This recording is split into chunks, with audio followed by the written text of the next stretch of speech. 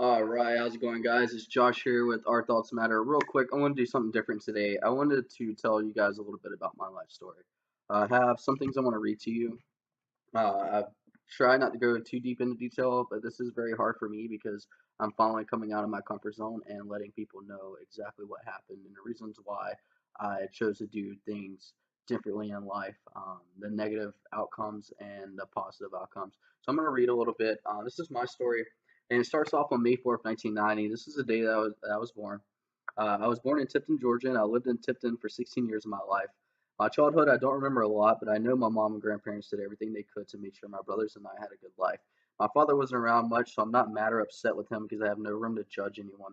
My mother worked nonstop to make sure that we had everything we needed plus more and kept food on our table every day. My grandparents were always spoiling me and my brothers, and they were always around. My mother was a good woman, and all she ever wanted was a good man to love her. She suffered from depression and mental stress while I was growing up. My oldest brother Jonathan left to the army when he graduated high school, which left my middle brother Chris and myself to live with my mom and her boyfriend. This is when things started to get rough. My mom's boyfriend, which I won't say a name, but if you're watching, you know who you are, he was very physically and mentally abusive to my mother. No child should ever have to see someone they love get hurt. This upset me so much at the time I no longer wanted to live with my mom, but I did anyways, and she still stayed with her boyfriend. My older brother Jonathan left for his first tour, I believe, to Iraq. So the only way we could ever speak with him was through mail or through a phone call every now and then. News came in one day that my brother was injured, and we were all worried because we couldn't see him. After time passed for a while, I started in ninth grade at Northeast Campus in Tipton, Georgia. This is when my life took a turn for the worse. My mom was was getting more addicted to pills and falling deeper and deeper into depression. I had to watch this every day, and it hurt me to the point where I wanted to escape. One morning, I woke up and I told my mom that I was sick and I did not want to go to school. She made me go to school anyways, got me ready, and dropped me off. It was end school year testing, and I was in the library when I was pulled out and informed my mother had overdosed on pills.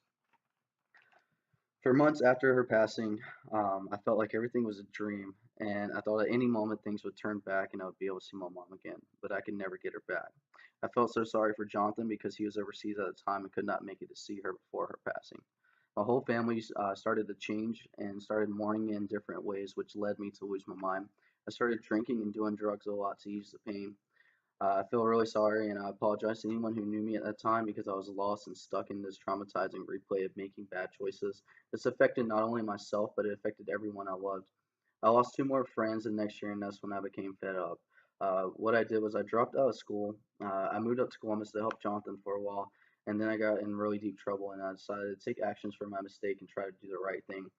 After that, I left home for a while and I never went back. I stayed away because I was ashamed of the pain that I brought my family. As years passed, I only saw my life going deeper downhill until I turned 25. Guys, when I turned 25, I actually called my grandfather and I told him, I was like, I finally understand what you've been trying to teach me and tell me my whole life, and that's just to be a man. It took me 25 years to understand that, and he just wanted me to move on and be happy. You know, these things, these bad events, they happen in life, but that's what defines us as people, and how you overcome that. That's what defines you. It's not these choices that you make because everybody's going to make the wrong choice sooner or later in life. There's no way to stop it. You're not always going to be 100% right. If everybody was perfect, we would all be designed to be the same. We would all look the same. We would all have the same mentalities. We would speak the same.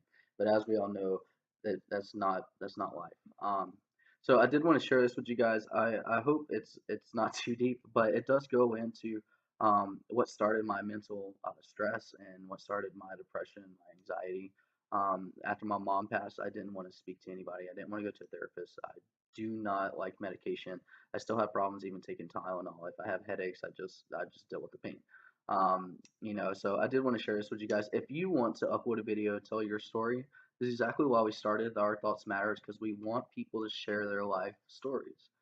We want you to share these bad moments in life that happen to you because it's getting it off your chest. This was really hard for me, especially just even writing down everything. The video is one thing, but writing down everything really just hit me. It's like, wow, and this has been a good 10 years of my life since all this has happened. I'm 27 now, so 11 years since all this has happened to me, and it took 11 years for me to finally overcome it. But now I am a positive person, and I believe in karma. I believe if you do good things will happen in return. And I have a lot of things to make up in life for the bad mistakes I have done, but that doesn't define me as a person making those bad choices. What defines me as a person is what I'm doing now, and what I'm doing now is sharing this with you guys and trying to help others who have went through the same things that I did in my childhood. I'm not saying that my childhood was worse than anybody else's. The things that happened, it was hard and it was painful, but if it didn't happen, this wouldn't be my life. I would be on a different path. I wouldn't be here today. So, guys, if you could give us a like or subscribe, check out the YouTube channel. Follow us, get us some more followers on Facebook. I know we're like at like 80, almost 82 now, so that's really cool. We want to get to 100 by the end of the week. Like it, put some comments down. Let me know how you feel.